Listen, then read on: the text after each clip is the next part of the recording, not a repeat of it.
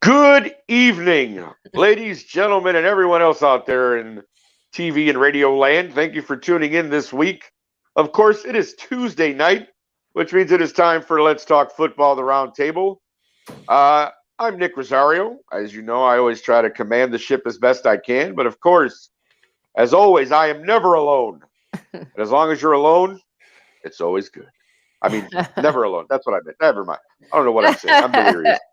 But of course, as always, and I always introduce her the same way, so why stop now? The lovely and talented Delilah Crespo. Delilah, how are you on this fine Tuesday? Hi, everybody.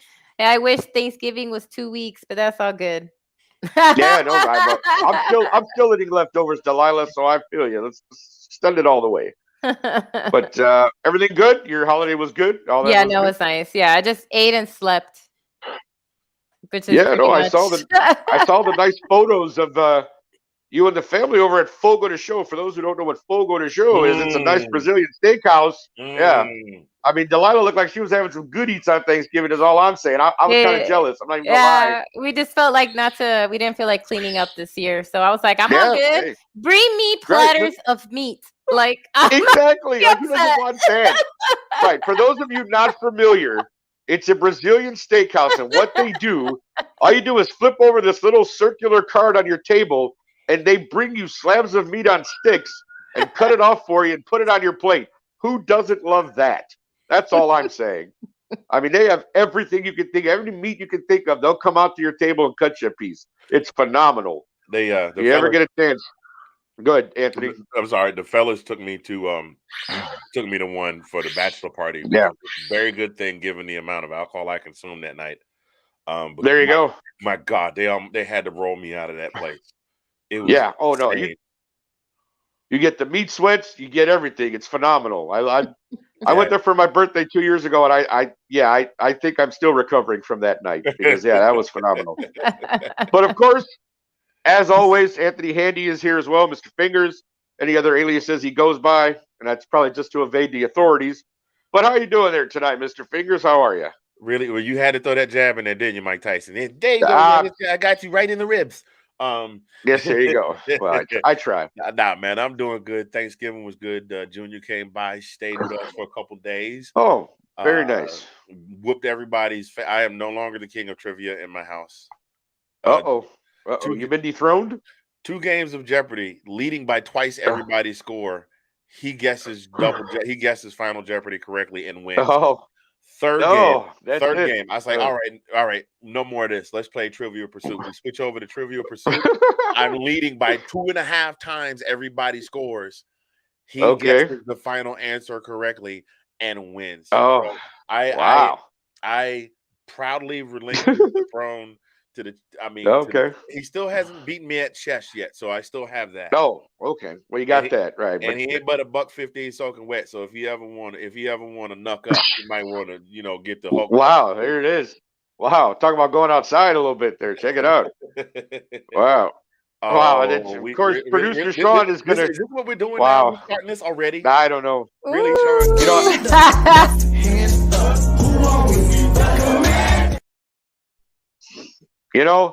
We let that guy in control of things, and look what happens. Show's not even 5 minutes old, and it's developed into anarchy already. Look at that. Hold on. What can I tell you, ladies and gentlemen? Producer Sean, I need you to give me a solo shot so you can get a good look at my face. Oh, there you go. Give it to him. No, see, he's not going to give it. Oh, there it is. Yeah, there it is. You look at that. That was awesome. You're gonna see me in these streets, bro. Yeah. Come get these hands, bro. Come get these hands. No. Well, I don't that's know if hilarious. I don't know if he want these hands because these hands can't trivia no more. So I don't know. That's right. Anthony's been dethroned. He's lost a lot this past weekend, so we're going to leave him alone for now. And Sean laughs, of course, in the background. That's very nice. But I heard that. I heard that always happens. The son dethrones the father, right? Isn't that right? How at some point, circle of life. Yeah, circle of life. Circle of life, baby. But comes and goes. Despite it all, I am still very happy to be here. There it is. And on that note, ladies and gentlemen, as always, we start with the coin toss.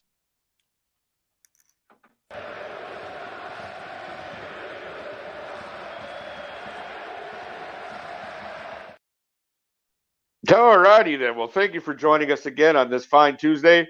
As always, we start with a coin toss. And this week, we're going to talk a little bit about some quarterbacks. As you know, quarterback is what considered the most important position in the NFL at this point in NFL history. But the first one I want to talk about is Sir Aaron Rodgers. As all of us saw, he did exit the game on Sunday. And Jordan Love came in and threw a touchdown pass and looked all right. So, for you lovely panel here that I have to ask, and Anthony, I'll start with you. Is it time for Jordan Love in Green Bay? What do you think? Yeah. Yes.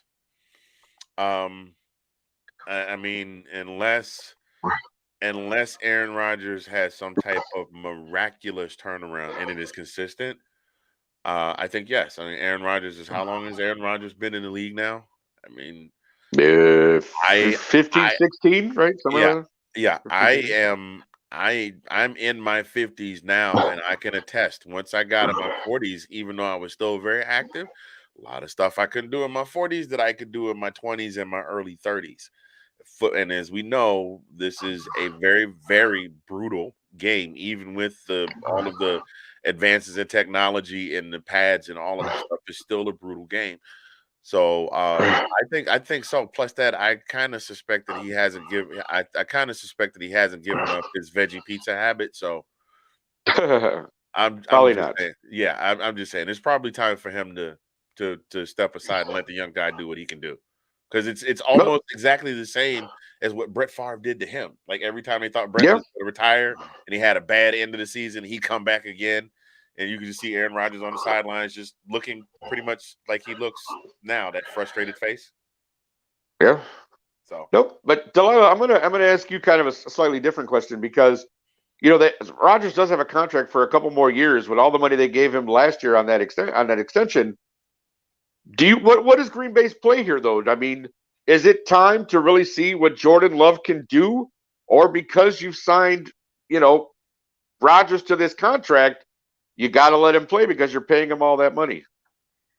Well, yeah, basically, like, one, you're not going to bench Aaron Rodgers. It's just not going to happen. Honestly, like, unless, like, he's, like, legitimately hurt. Like, seasons ago, we know he broke his collarbone. He couldn't play anymore. And so, like, he was out for weeks. So that's honestly the only way that he will not play. Like, it has to be, like, and then, yes, they did pay him that money. You're not going to start Jordan Love over Aaron Rodgers. It's not going to happen. Even though that's who they chose to be his successor, it's not just the money. It's just the idea. Like, regardless of whatever feelings people have, they're just not going to bench Aaron Rodgers. It's not even just about the money. It's just about the seasons that he's played with them. He did get them a Super Bowl, and as everybody insists on reminding everyone, he won back-to-back MVPs, right? And so, like, there's just no way that Green Bay is going to bench. I think the only way that Green Bay will bench Aaron Rodgers if all of a sudden a collective fan base of theirs actually demands it. You know what I mean? Like, because Because they buy into, they think they're owners of the team, right? You guys know this. They every so often they release. Right. No, yeah. They own the team.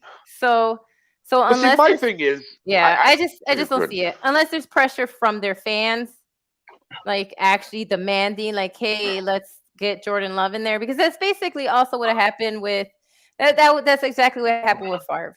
Like, Favre got old, he was aging, and the fans were actually excited and wanting to see Aaron Rodgers play. Yeah. And so finally, the Packers were like, all right, you're ready, aged out, whatever it is. And, they sent him packing. And so. Yeah, they kicked him out like they did Ricky Martin from Menudo. Oh, wow. Well, a lot of people got kicked out from Menudo. As soon as you turned 16, you were gone. That's true. Anyway, but see, that's my thing, though. It's like, you drafted this kid, in the late first round. He's been sitting for 4 years. You don't really know what you have with him. Your team is 4-8. You're not going to the playoffs this year. I get it that, as long as Aaron Rodgers is healthy, he's going to want to play. But I think you really have to look at, is this the Aaron Rodgers you want going forward for the next 2 years? Is this really, with the weapons you supposedly have and the criticism and all that, like, do you want to go forward? I don't know. I just feel like Green Bay has a decision to make, and I'll be interested to see, especially in the offseason, what they do with this whole situation. But let's move on to something a little bit closer to home for Delilah and I. For those of you who are watching as well, Justin Fields did not play this past week because he suffered a separated shoulder in that agonizing loss the week before. We've been losing all season, I know. But the fact of the matter is, Justin Fields was having a great year up until that point.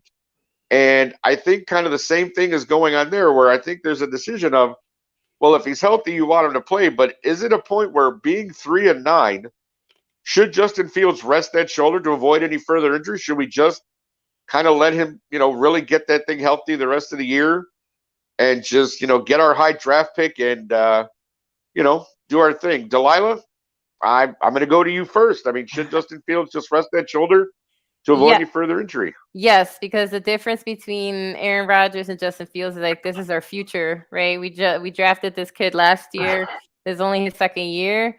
And so we're not going anywhere. We're not playoff bound. It's not, Nope. I just, everybody's going to accuse us of tanking, but it's like, come on, guys, y'all didn't see us going far anyway. So right. Nobody picked us to win anything. So regardless, in my opinion, yes, he should sit down and just let Simeon and who's the other, Peterman.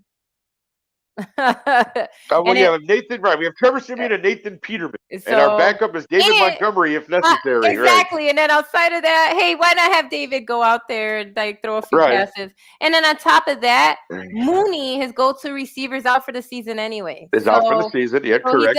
He doesn't even have his go-to receiver to pass to. So in my opinion, he should sit out, and they should just balance between the two, and maybe have some fun and have Montgomery go out there a few times. See what happens. do some wildcat. It's all good, right?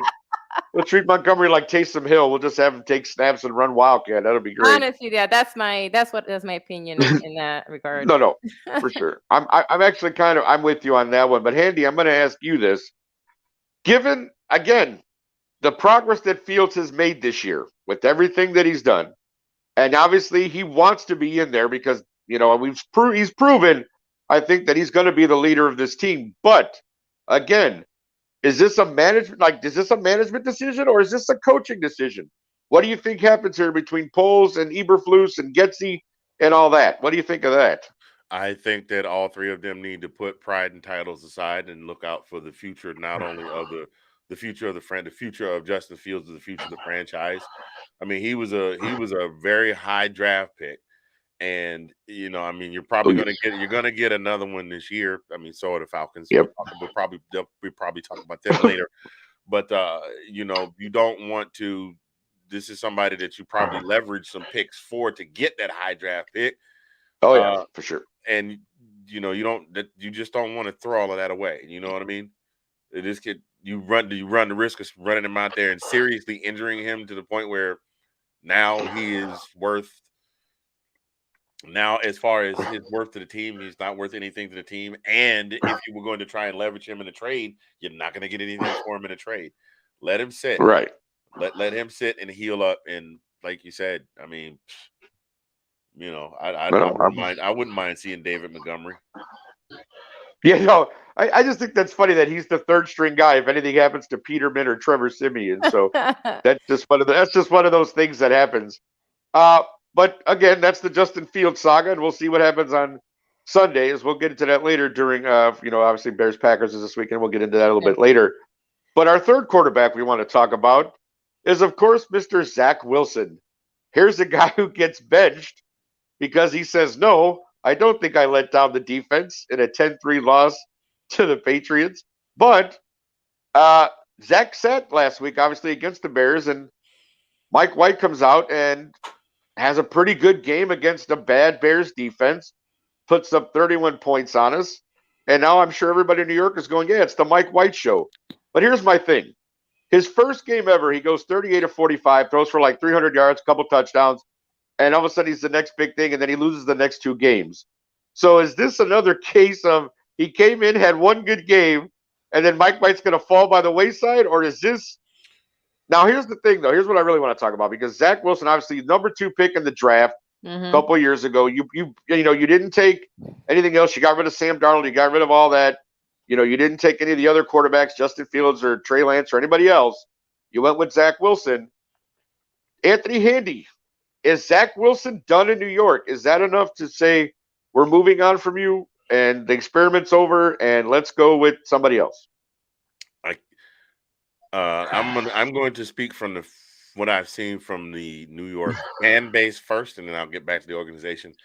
We know that there's no bigger stage in sports than New York, period. Correct. And if the fans turn on you, you literally have to win every game for the next 7 years and save 3 babies from burning buildings and walk 100 women across the crosswalk in heavy traffic in order to get them to go, okay, you're not as bad as we thought you were. Right. Do I think that he's, as far as from the organization is concerned, I think right now they're making a point. I don't know if there's anybody there in that organization that he has to like mentor him, because he's the guy. You know what I mean? Right. It's not like he's a Aaron Rodgers, as we were discussing earlier, who had a Brett Favre to mentor him. He's the guy. So I don't know. I don't think he's done. I think this is kind of a kid. We're putting you in timeout and let you think about what you've done. But being that he's a high draft pick, he's not going to sit long. I mean, okay, high draft pick, unless he turns into Ryan Leaf, I doubt it.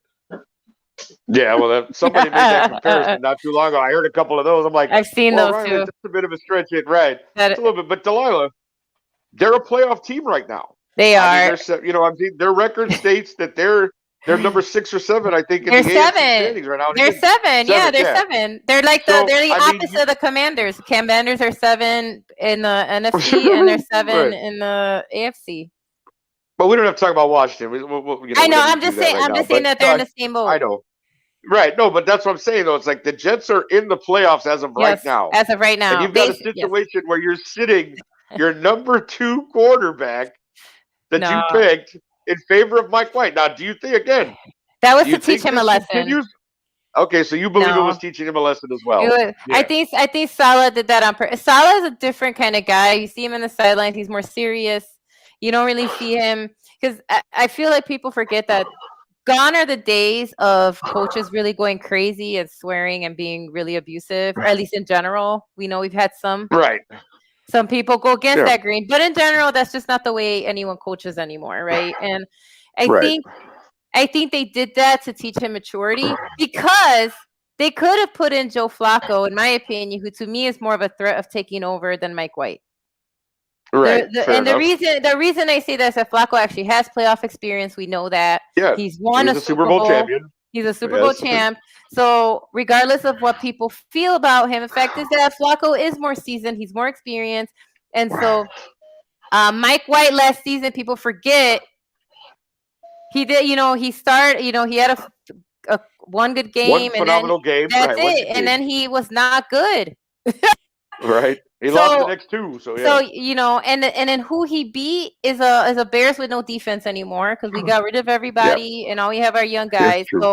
So like, and our offense only scored 10, which by the way, our offense with Justin Fields has scored a way lot more every single game. By the way, well, sure, so, we're averaging 30 with Justin, right? So in any case, so Simeon only got 10. That would be like us saying like, oh yeah, let's put Simeon in. If Justin Fields was healthy, that's what I mean. So let's put Simeon in, who we literally like moved up in the draft to pick. They're not gonna sit out Zach Wilson the rest of the season. This was honestly to teach him maturity, to say, hey, by the way, we do have other people we can actually put in there. You know what I mean? I hear you. And then he did send his apology, right? We know that everybody read it. At least I am assuming everybody on here that's football aficionados read it. So he did apologize and send an official like apology letter and things like that. But ain't no way they're gonna sit out Zach Wilson the rest of the season, especially in the playoffs. You're gonna put Mike White in charge of your playoff team. You have Joe Flacco there. You have Joe Flacco again. It's just he's been very ineffective the games that he was in there, and then you see him pouting on the sideline on Sunday like somebody stole his candy or something. So you just wonder like, how sincere is that apology and how much has he learned from this? So I'll be very interested to see what happens in New York and O-line going forward, because again, you're in a playoff hunt and you got a spoiled quarterback there who doesn't know how to behave. So very interesting to see what happens there. I don't know who Facebook user is, but yes, I did see the bowl. Like I said, there are some outliers, but in general, most great of the government cheese. Well, there you go. There it is. Yeah, most of the coaches we see nowadays, the younger guys, aren't like that, and the Bull's a little bit more old school. We know that. We do. He was getting ready. That ref, there you go. Well, listen, that ref had no idea how close he was to meeting Jesus at that moment. Yeah, but like I'm sure. I said. There are outliers, but in general. But in general, right. In a generality. Well, listen, we want to thank everybody for watching, too, and commenting there. And thank you again for tuning in. We appreciate it. And as you know, we're going to take a quick break here with a video, and we'll be right back.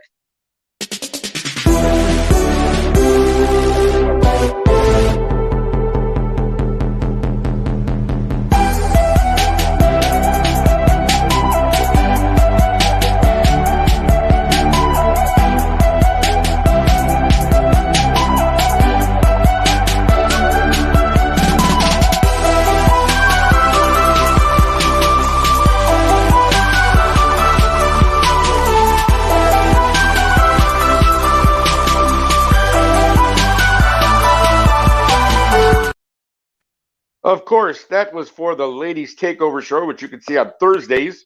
They're part of the Let's Talk Football family. Yes. And of course, as you know, it is now time for a favorite segment of mine. Always a good time to hear what has happened in the past in the NFL. So let's get ready now for This Week in NFL History.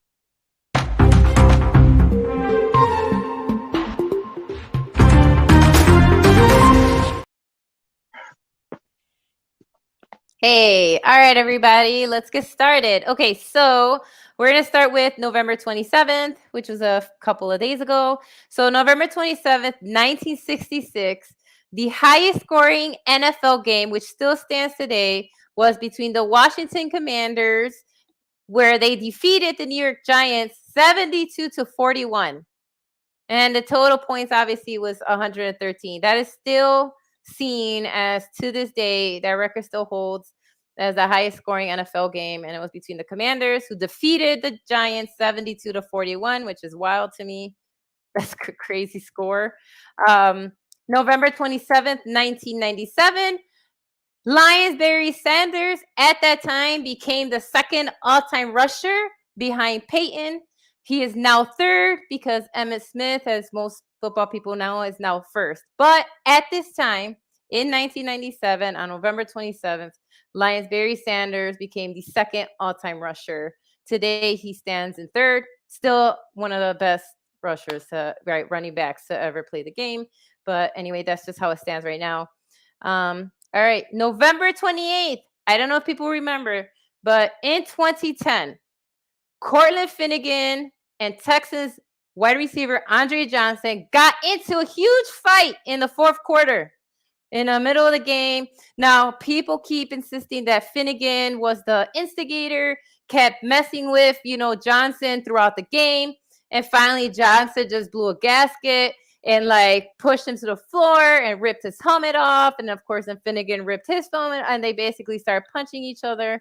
And both guys were ejected and fined $25,000 each, but they weren't suspended.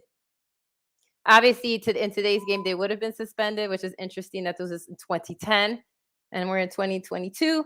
But this definitely would have been followed by a suspension in today's game. All right. November 29th, 1934. The first nationally broadcast game was actually between the Bears and the Detroit Lions. The Bears did win that game 19-16. So in 1934, November 29th, that's when they broadcasted nationally an NFL game.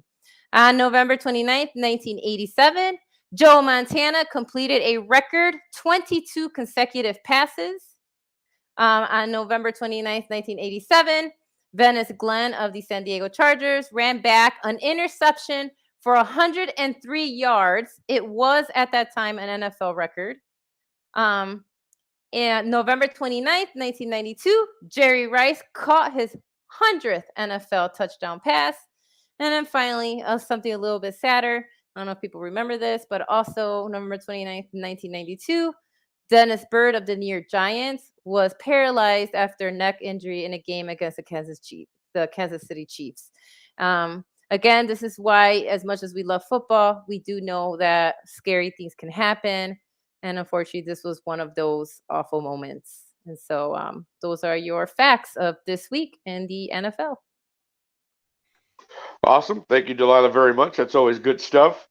Now we're going to move on to our game of the week, of course. Now, we don't have a guest this week, but we're going to talk. We're kind of a little close to home with this one for Delilah and I, because our game of the week is Bears-Packers, the oldest rivalry in football. And I don't know, for those who may not know the overall record, the Packers are now ahead of us by a game because of the win earlier this year.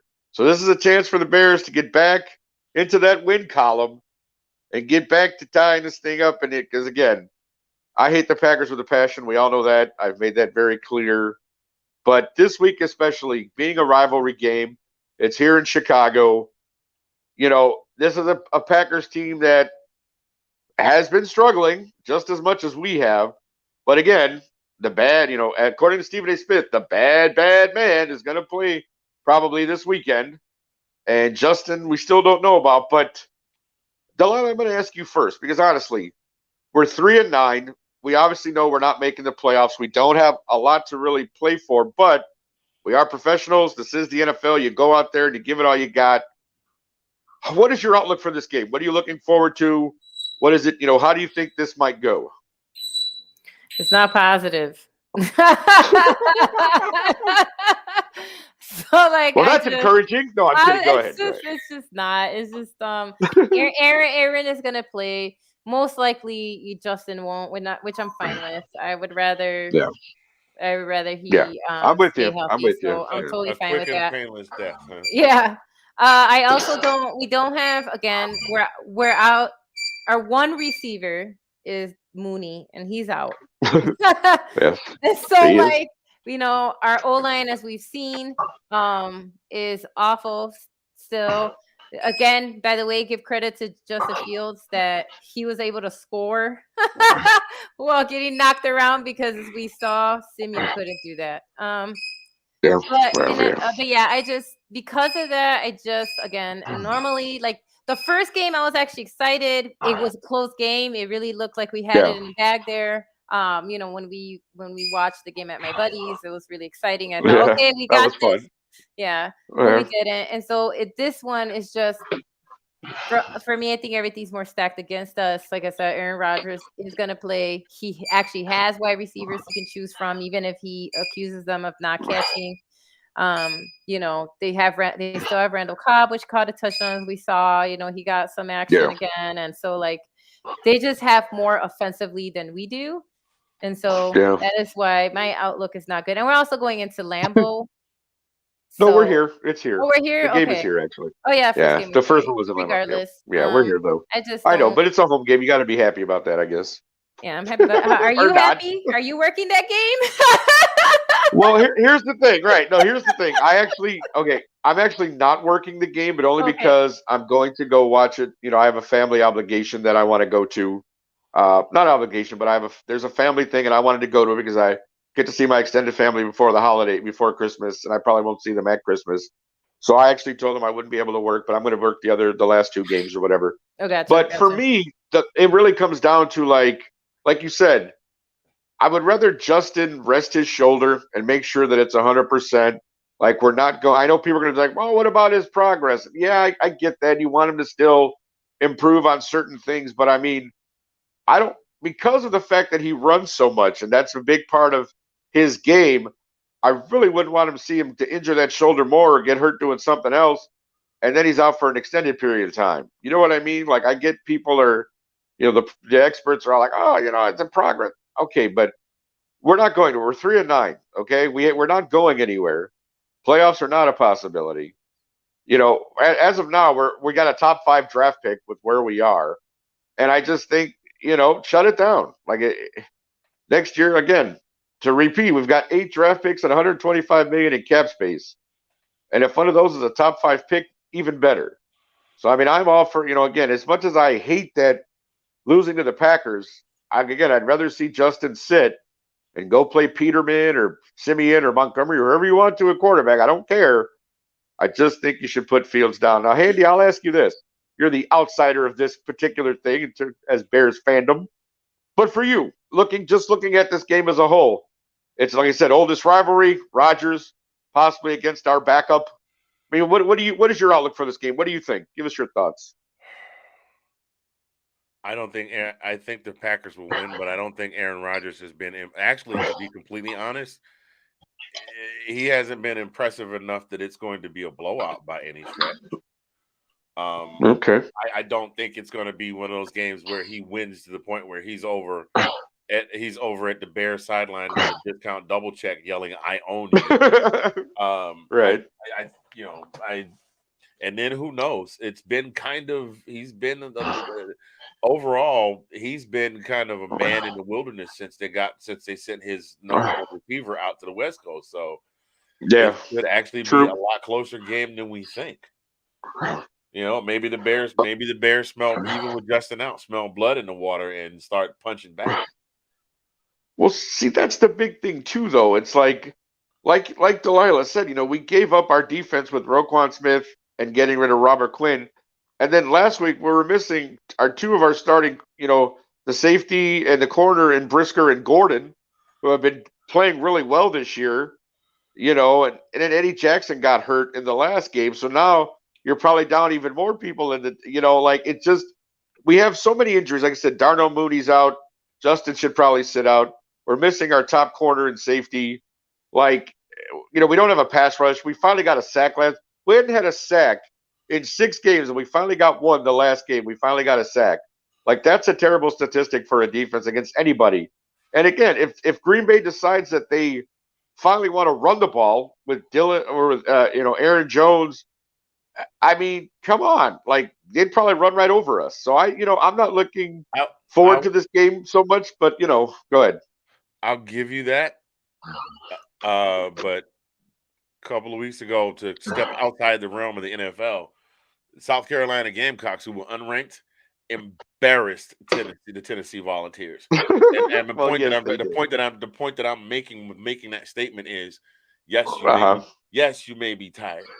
Yes, you may be depleted. Yes, your defense may be missing several key pieces.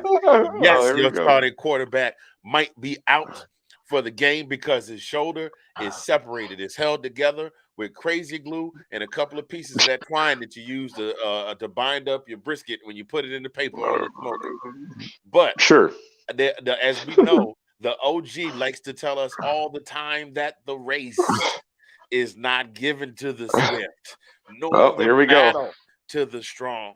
And I am not going to make a prediction, but I am telling you here today, my brother and my sister that there is a possibility that the Bears in Chicago will raise up, not rise up, because that's another team, but the Bears will raise up with the spirit of Papa Bear and sweetness and pop the mushrooms off of that Pizza Hut pizza that Aaron Rodgers likes to eat before the game. I'm just saying, I'm not making no predictions, but I'm saying it can happen. Okay. Well, I really wish I had your enthusiasm because I truly appreciate that. But I got to be honest. I just feel like we don't have enough. Fields shouldn't play in this game. I mean, he might. He might say, Coach, come on, let me go out there. I'm ready to go. And, that might happen. But I just still feel like it's just one of those games where we should just, but we'll see. Again, I'm predicting a Bears loss. I'd say it might be close. Like you said, it might not be that bad of a blowout. I'll say 24-17 or something. Delilah, do you have a prediction, final score or something for this game? I think they're going to beat us by at least a touchdown, maybe even 2, to be honest. I'm not looking forward to this one either. Fair. No, I hear you right. I'm not really looking forward to it, but go ahead, Anthony. Wait a minute. Now, I know we just played y'all last week, so that feud is over. I come on the show, and I'm trying to give y'all some hype. I'm trying to give you. I'm trying to do the Jesse Jackson. I'm trying to give you hope. I'm trying to give you hope and not hope. I'm trying to tell you that it is a possibility that your time has come, and y'all just go, nah, I don't think so. We're being realistic. We're being realistic, bro. No offense, we're not those fans, bro. We're realistic here in Chicago. You Cowboy fans and Commander fans and Falcon fans all want to pretend like things are all rosy and glowing and blah blah blah blah. We're very realistic here in Chicago. Let me tell you that. Let me say that. We know what we got here. It was rosy. I never said no, but y'all too much. Right, well, I'm just saying, bro. I love you guys, but let's not get carried away, okay? Anyways, since you didn't have a prediction either way, Mr. Fingers, I'm just gonna let it go now. We're gonna get off this subject before. I didn't give you a prediction. My bad. I was too busy preaching and watching. No, it's all right. Well, you said you weren't gonna give one, but go ahead. No, I said I wasn't going to. I wasn't going to say. No, I didn't. Okay. Give a prediction, didn't I? Yeah, you did. You said you weren't going to give a prediction, so I was like, okay, if you're not going to give one, that's fine. But if you'd like to change your mind, now would be the time. Bears win by 2 points. Okay. Oh, there you go. All right, ladies and gentlemen, we're going to revisit that next week. Sean, save that clip of Anthony saying Bears by 2 points. We got to play that next week, But exactly, Bears win by 2. Bears get. I love it. Well, you know what? Hey, Anthony, I hope you're right, sir. I truly hope you are correct. But again, I'm going to hold on my hope. I'm going to go sit with my family, eat some chicken wings, and hope everything goes well. That's about all I can do on that, my friend. I like chicken wings, too. Oh, I know you do, my friend. I know you do. I will have to figure that out. Maybe I'll have to come to Oklahoma and buy you some. But let us go. You come here. Let us move on. Oh, even better. Look at that. I love homemade food. let us move on from this. But as you know, we have another video coming up, so we're going to take another quick break, and we'll be right back.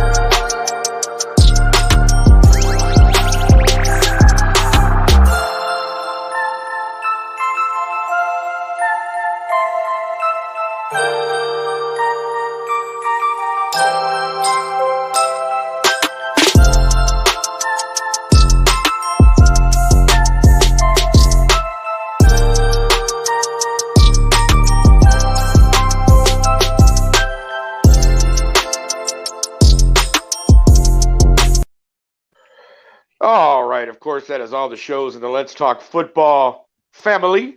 So, like I said, any day of the week you can catch any one of our shows. We really do appreciate everybody watching and commenting out there. We love to hear from you guys. Thank you all for watching, of course. Next up, as you know, has become another popular segment here on the old Roundtable. So let's get ready for the Rookie Spotlight.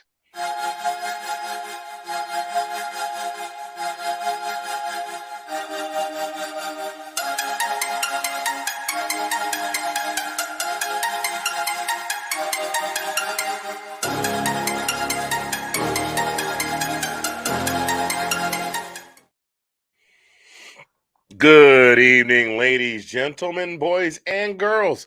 Would love to thank each and every one of you that are in the comments, that thank each and every one of you that are watching right now. A couple of things we need you to do for us before I go another further into my segment. Number one, if there's a like button, make sure you press that. Number two, if there's a share button, make sure you do that. Let people know what's going on right here on this show. Number three, if it's one of those channels where you can subscribe, whether it's a Facebook group or whether it's a YouTube channel, make sure you like and become a member on that page or the group, and you also subscribe to the YouTube page as well. We appreciate you so very much, because without you guys, we couldn't be doing, I mean, we would do it anyway because we just love doing it, but it's a lot more fun when you have friends to share it with. Moving into this week's Rookie Spotlight, ladies and gentlemen, this next player hails from Fontana, California, and he attended Henry J. Kaiser High School. During his career, he had a school record 5,000 yards rushing and 56 touchdowns. Ladies and gentlemen, today's Rookie Spotlight is producer Sean. I apologize, I forgot to tell you before the show. Tyler Allgeier. Tyler Allgeier of my beloved Dirty Birds Rise Up, the Atlanta Falcons. He went on to commit to the University of Brigham Young. Wow, that sounded very much like Akeem. I go to the University of the United States. It's a very small school. We do not even have a basketball team. Anyway, in his first year at BYU, he only played in 4 games, and he had 9 carries for 49 yards. Now, what they did the second year was they moved him from running back to linebacker. I mean, if you've seen him, he is he's got that build and he's got that linebacker speed. He had 26 tackles and a half a sack, and he did wind up doing some running back as well. He had 119 yards and 17 carries while he was in offense. He moved back to running back the following season, and finished the year up with over 1,000 yards rushing on 150 carries, had 13 touchdowns, and then he returned to starting running back in 2021. He wound up finishing his career at BYU with 2,899 yards rushing, with a 6.4 yards per carry average. He also caught the ball for 437 yards and averaged 9.5 yards per reception for a total of 3,336 total scrimmage yards. Here are the things that I like about Tyler Allgeier. Outside of the fact that he plays in the 404 in them pretty black uniforms in Mercedes-Benz Stadium. Tyler Allgeier, one of the things, now granted, it does affect the running back's durability, but one of the things that Tyler Allgeier is very good for is yards after contact. Yards after contact. If you watch his highlights, even if he gets hit at the line of scrimmage, his legs are still turning. He's trying to keep his body upright. You hit him, he's still going to get 3, maybe 4 or 5 yards after you hit him. As a matter of fact, when he graduated from BYU, he was the third. He had the third highest YAC average in all of FBS. And when you throw in his 2020 season along with last year, he led the FBS with a staggering 1,847 yards in yards after carry.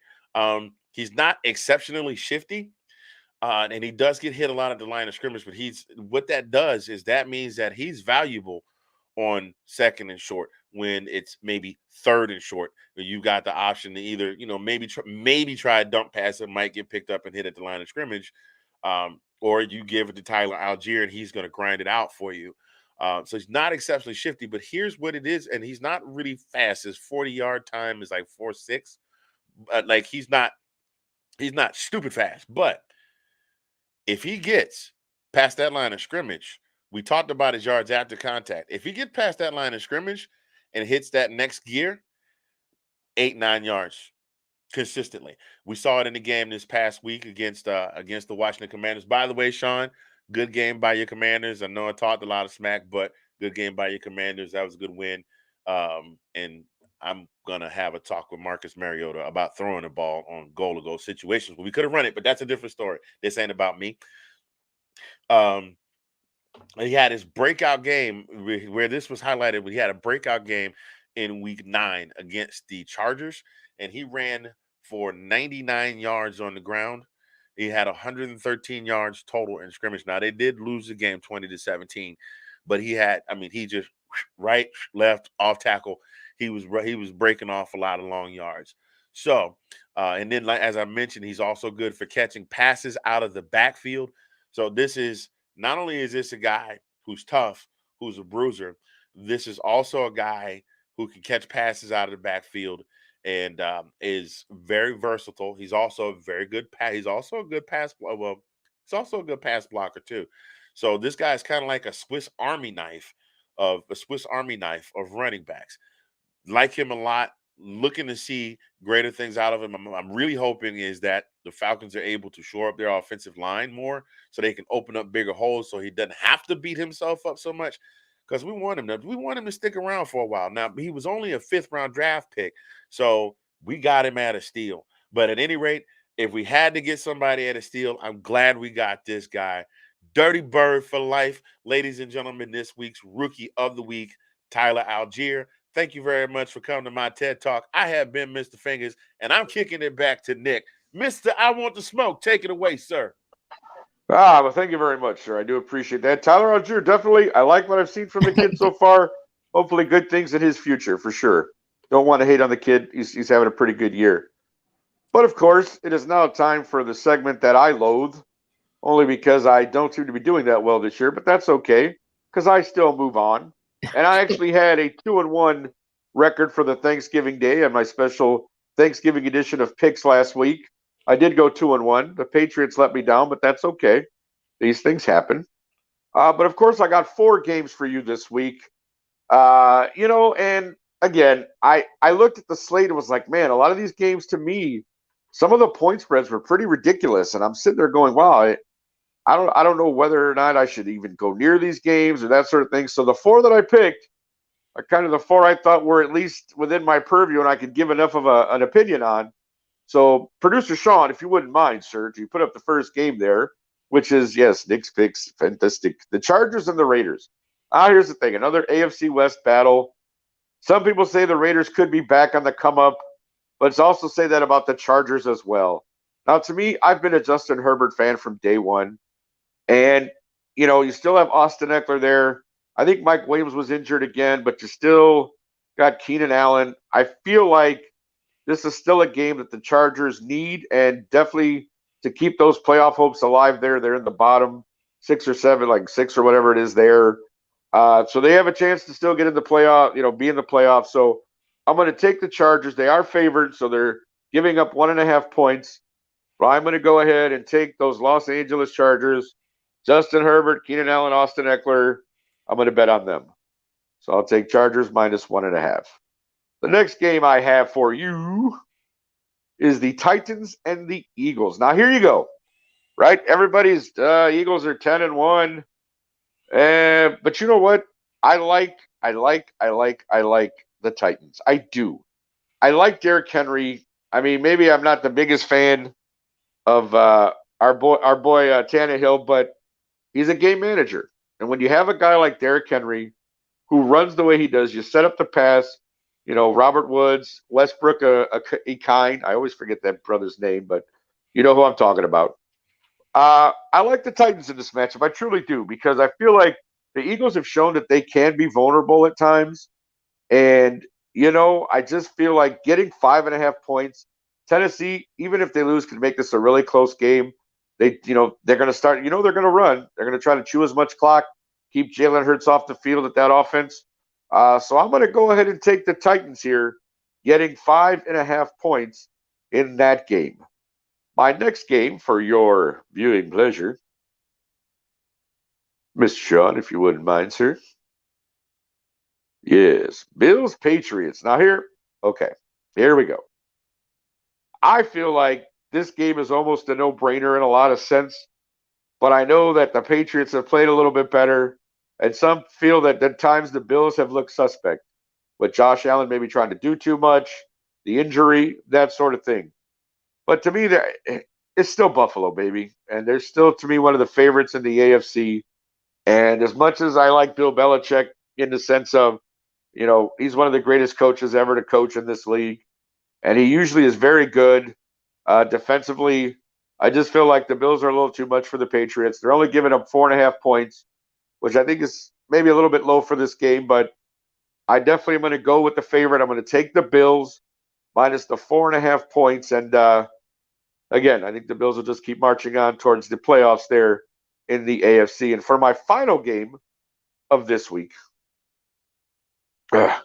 Dolphins 49ers. Now, to me, this is another game where, I mentioned last week that I thought possibly that the 49ers were definitely on the come up after getting Christian McCaffrey, having Deebo Samuel, having George Kittle, Brandon Ayuk, and Jimmy G. And their defense is not bad. They blanked the New Orleans Saints this past weekend. I like the 49ers, and I think they're starting to come into their own. I think they're starting to realize maybe they're getting a little bit more confidence themselves and knowing that they can go out there and beat any team. And again, the Dolphins, I know that they're on a roll. Tua's playing well, and in every game he starts and finishes, they win. So this is going to be a close one, but the 49ers are favored. It's a home game for them. And they're -4. So I'm going to go ahead and take the 49ers at home on the old West Coast, -4 in that game. So let's recap real quickly. We're going to go with Chargers Raiders. I'm going to take Chargers -1.5. And we're going to take Titans Eagles. We're going to take Titans plus the 5.5. We're going to go ahead and take the Bills minus the 4.5. And for the final game I just mentioned, 49ers -4. So those are Nick's picks for this week. Follow me if you like. I'll let you know how I did next week. And we got one more commercial break before we come back with our final segment. So enjoy this. Doobie-doobie-doo. All right. Well, in the meantime, I guess we got a little video. Oh, I'm glad you're here, Zagdiff. I'm glad you're here because that pain's coming. The pain is not coming, man. The pain is not freaking coming. Wait. Commanders are taking that L. Okay, because we playing Kyle Yates and the Falcons. There we go. Yes, absolutely. I think coming for y'all. That's all I gotta say. Kyle. We definitely gonna talk about that because you know the Dirty Bird's gonna win.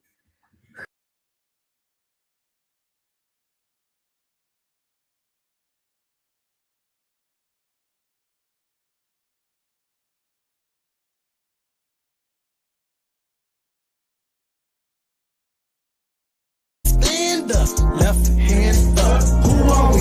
The command. Oh man, that's Producer Sean has done. There we go. Let's look at Anthony make the face. There it is. There we go. I see you. Oh, Producer Sean has done it again. We see you, Producer Sean. Right. I can't even be mad at that because I said when he was. I said this is going to flip and it is going to show up on the Roundtable. I said this. What'd you say? I said that's exactly what I said when I watched this broadcast live, and I said in the comments, if this doesn't show up as a clip during the Roundtable, this is an opportunity. Right. Oh, there you go. It's okay, Sean. One day, your team will be down, and you will be defeated, and you will feel that same feeling that I am feeling right now, that I was feeling yesterday when I sent you the message talking about how tired I was of telling all of my friends good game to their team because they beat my team. One day when you're at that point and you're there and I just want my team to win. And I'm just gonna ride by and I'm just gonna ride right on by and I'm gonna go, oh, did the Commanders win yesterday? And just walk right on up. There you go. Because like Justin Timberlake said a while back, what goes around, goes around, goes around, comes on. There we go. Back around. Well, I gotta say though, for right now, I gotta give Washington their props. They're rolling right now. They won what 6 out of the last 7, I believe it is, something like that. They're So on a roll, yeah. congratulations to the Commanders. I know producer Sean couldn't be happier. We won't talk about his North Carolina Tar Heels basketball team, but that's another story for another time. So let's go ahead and go into our. He's probably going to take me off the feed in a second for that one. So just be prepared for that. But we're going into our last segment. Sorry, I found that funny. I'm cracking myself up now. But let's go to our last segment. Of course, you all know that is one last thought. So we want to go ahead and we'll start, Mr. Fingers, with you. What is your one last thought for this week, sir? One last thought. Doesn't necessarily apply to everyone who's watching, because we don't all have kids. I happen to be a father of 3 very wonderful boys and a daughter, and 2 of the boys live in Georgia, and because they're not as close, I don't get to see them as often. Sure. And the point that I'm trying to make is make sure that you let your children know, or loved ones in general, but this is specifically about kids from my story. Sure. Let them know that you love them and try to do everything that you can to let them know that you love them. My second son, he and I were kind of on a different vibe. We didn't dislike each other or anything like that. We just like on a different vibe. Like my oldest is me. Like he is me with the jokes and the music and the whole 9. Okay. The youngest is very into. He's got the cooking. My daughter does a lot of the creative stuff, the painting and things like that, and also does music. Darren was the football player. He played football all through high school. He was the athlete. So, but he was on that different vibe because he didn't have a lot of the other stuff. The other was the other 3 do. And sometimes I feel like we're not that close. Not for lack of effort on my part or his part. It's just he works a lot. My son called me today, right before the show. That's why I'm in such a good mood today. Because he called me. I play phone tag with him all the time, and I'm like, because backstory, when their mother and I split up, they stayed in Georgia. I was in Virginia, so I didn't get to see them as much. And I sometimes worried that maybe they felt like I favored the 2 youngest over them because I had the 2 youngest with them. But he called me today just out the blue, and he didn't want a doggone thing other than to check on his dad and see how he was doing. And we talked for about 10 or 15 minutes. He was just getting off work because I'm going to go in the house and get myself something. I just called to tell you I love you. And I was like, oh, my God. I am floating right now. I feel good. Absolutely. I feel good. That's great. Great to hear. I feel good. Absolutely. Thanks, James. But no, that's great, man. I'm happy for you. That's as a son to I'm very lucky to have my parents. I'm just sorry not to interrupt your story, but I just feel like it's such an important thing. Like I make sure I call my dad every week, regardless of what's going on, just to check in with him to see how he's doing. Now, my mother, I share an apartment with, so I see her every day. But I make sure I call my dad every week just to make sure I check in on him, make sure he's all right. Let him know I love him too. So that's a great thing. I'm very happy for you. I know that's a great thing. When a father gets that phone call. So I totally that's totally awesome. I'm happy for you, man. It's great. Same here. My father had a stroke many years ago. He's been my mother is his caretaker, and he's still in there, but he has a hard time with speech.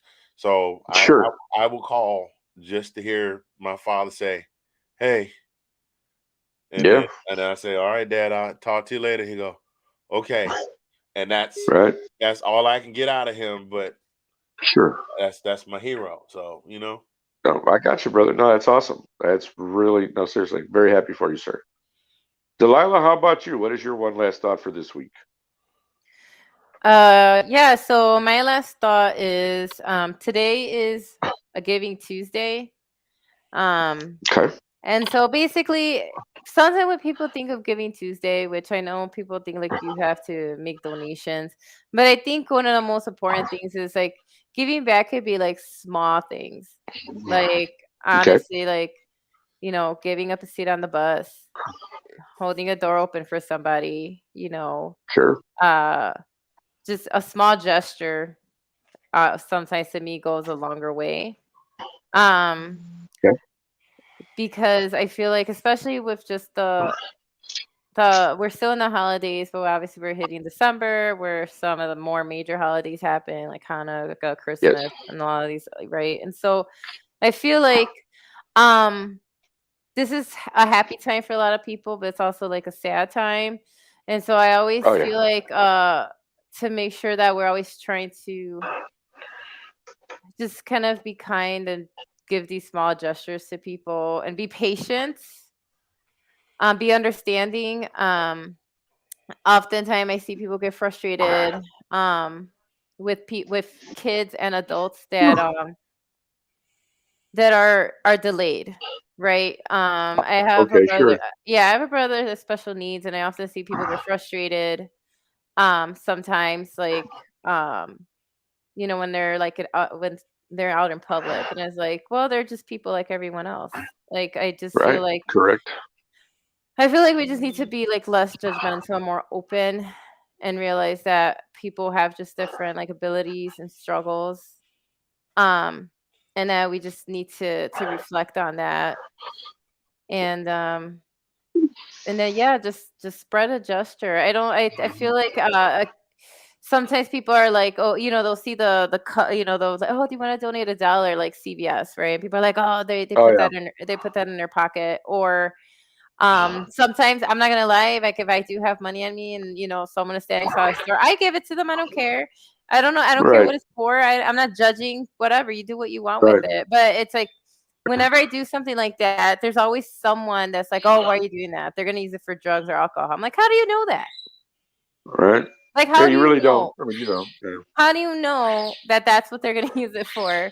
And like, and if they Right. are, I don't know. I don't care. That's not the point. The point is someone standing Right. out here in the cold, whatever. It's just like I feel like if we do something kind, like, just accept it. Like, you don't have to be a Grinch and be like, why are you doing this?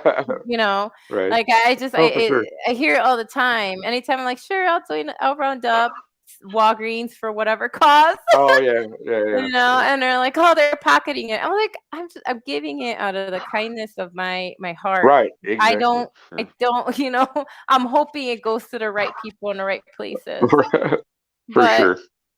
and there's nothing Yeah. wrong with generosity. And generosity is not how doesn't have to be monetary. Like I Not at said, just all. Agreed. generosity can also be generosity of spirit, of just confronting life in a positive way, and just do little gestures, small tokens. People always appreciate it, Yeah. but that's No, basically it. Like, let's just, no, no. Sure. more Just be decent. generosity, I less get it. judgment.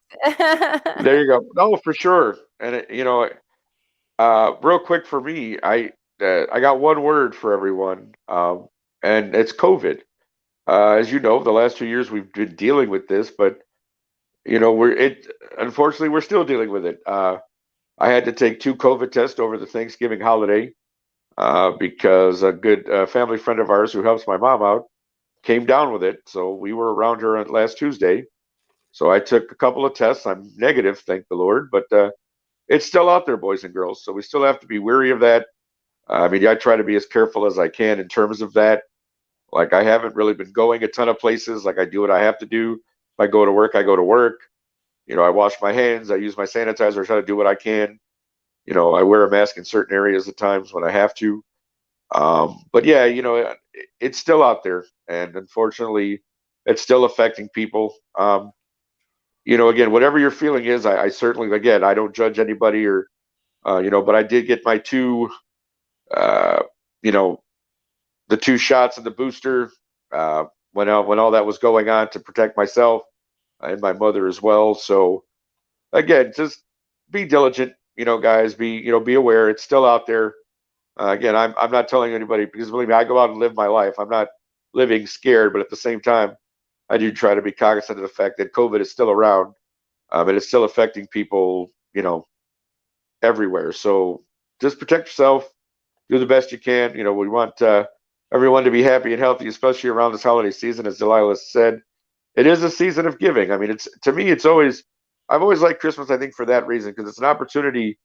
Even if all year I haven't really done much. I always feel like I redeem myself around Christmas just by trying to get into the spirit and really just be giving of myself, whether that's my time, whether it is money, buying people, or like I said, just handing out $1 or two to someone who asks for it. Like, this is something I'm trying to be better at in terms of practicing it year round instead of just at this time. But I know, especially at Christmas, like to get into the spirit of everything and kind of just be giving of myself to whatever. So, again, that's all I really have to say on that. I thank you again all for watching. You guys are the best. Seriously, you make this show fun. I mean, you guys comment, you watch. It's great. Being here with Delilah and Handy is always a good time. So again, we want to thank everyone for watching this week. Thank you for your comments. Thank producer Sean in the background for being the comedian he is. I mean, we like him even though he's a Commanders fan. It's okay. We still love you, buddy. Keep rooting for Washington. It's okay. But for Anthony Handy, Mr. Fingers, for Delilah Crespo, I'm Nick Rosario. We'll see you all again next week. Same bat time, same bat channel. Have a good week, everyone. Bye, everybody. Good night. Bye.